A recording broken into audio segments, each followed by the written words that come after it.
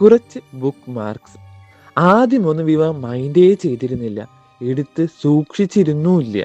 നമുക്ക് വേണ്ടത് ബുക്സ് അല്ലേ? അപ്പോൾ എൻ്റെ കയ്യിലുള്ള കുറച്ച് ബുക്ക് മാർക്സ് പരിചയപ്പെട്ടാലോ? ആ പൂവ് നീ എന്ത് ചെയ്തു? ഏതു പൂവ്? രക്തനക്ഷത്രം പോലെ കടും ചുമപ്പായ ആ പൂവ്. ഓ അതോ? അതെ, അതെന്ത് ചെയ്തു? തിടുക്കപ്പെട്ട് അന്വേഷിക്കുന്നത് എന്തിന്?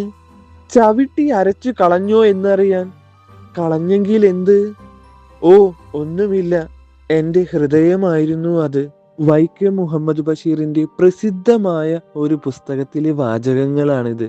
ഏതാണ് പുസ്തകം എന്നറിയുന്നവർ കമന്റ് ഇടണേ. അല്ലെങ്കിലും ജീവിതം ഒരു യാത്രയല്ലേ? എവിടെയോ നിന്ന് തുടങ്ങി നമ്മൾ അറിയാതെ നമ്മുടെ ചിന്തകളിൽ പോലും ഇല്ലാതിരുന്ന ഒരിടത്ത് വണ്ടി കൊണ്ട് നിർത്തിയിട്ടിട്ട് ഇനി ഒറ്റയ്ക്ക് അങ്ങോട്ട് പോയിക്കോ